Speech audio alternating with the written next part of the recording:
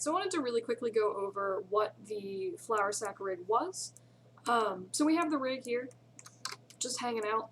There's a few different, I guess, parts to the rig. So one, obviously, is going to be the geometry itself that makes up the flour sack. You can see that here. If you look in, there's a bunch of display layers to sort of control what you see. So again, geometry of the rig is like the thing that you're going to see in the render. You can apply textures to that as normal. And if you need to actually select the geometry, you can either find it in the outliner. It's hanging out right here. It's called Mesh.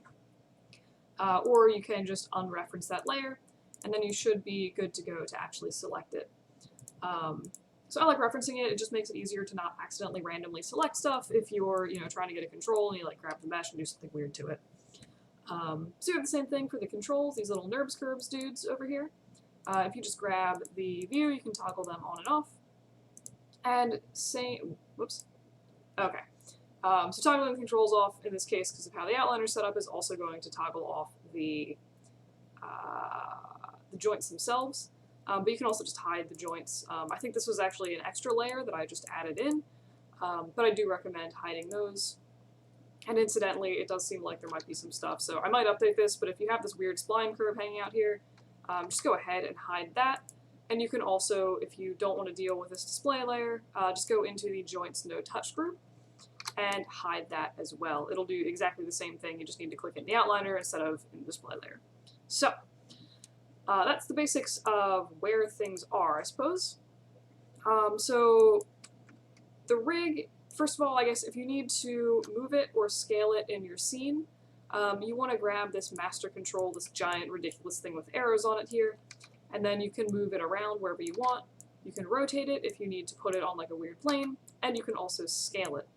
I would like to emphasize here that you should not be animating on this master control group. I didn't know that when I first made a rig and I was doing it and it was horrible. It was like so slidey and terrible. So this is basically for, you put it in the scene, it's the wrong size, you need to rescale it, or you put it in the scene and you don't want it to start at the origin. You just pop it over to wherever you actually want to start animating, and then you leave it there forever. Don't touch it again in the future. So one thing, just a weird quick tidbit, you don't actually need to use a physical control, like a physical clickable NURBS curves control in the scene. What I normally do on my rigs is I'll actually just swap this out for a group. And the reason I like doing that is purely because I don't like having this thing floating around in the scene to exist forever, basically, and I don't like having things that I use once and then is always there and I like can't turn it off. So with using the group, it's just something, works exactly the same way, you just need to select it in the outliner, but it's also not floating around in your scene forever afterwards, which is just something that I personally prefer. So, travel that. And if you watch any of my rigging videos, that's usually how I set it up with that null group as opposed to this controller. So again, master control, move, scale, rotate when you first get it in your scene, never touch it again. In terms of the rest of the rig, there is some squash and stretch added onto this dude, so pretty much just grab a controller and you can, move, rotate it. You shouldn't be scaling your joints. This rig is not set up for that. I feel like most rigs aren't. But there is some nice, random squash and stretch and such on this dude now. But I do recommend sort of the best way to jump into a new rig, I guess, is just grab stuff and start playing around, see what happens, honestly.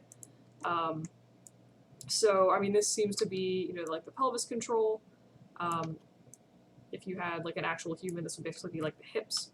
And then you have little controls for, actually I'm not entirely sure what the point of this one is, but you have, controls for the individual feet and all of that good stuff, as well as little ear controls for the flappy ear bits.